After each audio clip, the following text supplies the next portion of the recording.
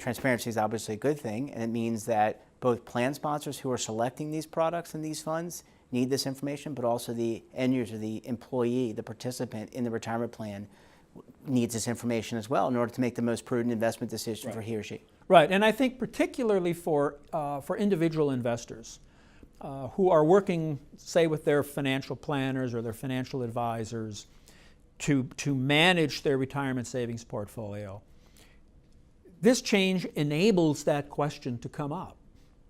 Because when you look at all of these sources of information going forward, you will see real estate. And so you can ask your advisor, do you think we're properly weighted? I've never seen this before. How should we look at this? Right? It becomes a more visible, a more accountable, a more acknowledged part of the conversation. But there's some other aspects too that I would highlight. Coming back to our conversation about diversification, all right, right now, because of how the companies are classified for analysis purposes, for benchmarking purposes, for ETF structured purposes, REITs are in there with other financial companies. And so when you're trading the financial sector, you're trading all of these companies sort of in a similar manner. So one of the reasons why I think there's such an interest in the effect that changes in the level of interest rates might have on REIT stocks is because we've seen them trade with other financial stocks. It's real clear how important the level of interest rates is, the slope of the yield curve, when you're trying to evaluate, should I be investing in commercial banks? Right. When this change happens and REITs are taken out of the financial sector, I think it allows both sectors to basically breathe a little more on their own. Yep.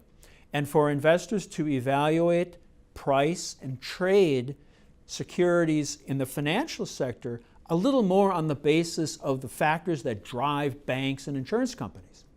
But for real estate companies, it will allow them to value, price, and trade REIT stocks more on the basis of the underlying economic factors that drive real estate performance.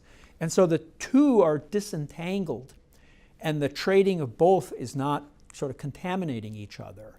And there is some expectation that because of that, going forward over some period of time, we should see REIT share prices become somewhat less volatile, because we know that bank stocks are very volatile, and that could also help to reduce the correlation between price performance of real estate stocks and the price performance of other stocks representing other industries. And that lower correlation is what helps to improve the diversification benefits. May take some time for all of this to play out, but we think the stage is set.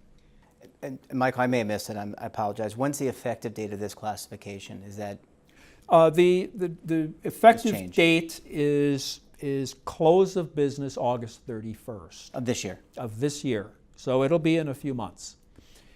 The implementation date, in a sense, will be a few weeks later when S&P and MSCI typically rebalance their indexes. All right, so that's when it sort of has potentially an effect on investment products. But in terms of the official date of change of the classification system itself, end of August. So note to plan sponsors, note to advisors and consultants about this very important change. Michael Grupe, thank you so much for joining us on the show today. Jeff, it's been a pleasure. Thank you. And thank you to the viewer. We appreciate you tuning in, for staying ahead of the curve, and we look forward to bringing you new and exciting topics in the future. Thank you.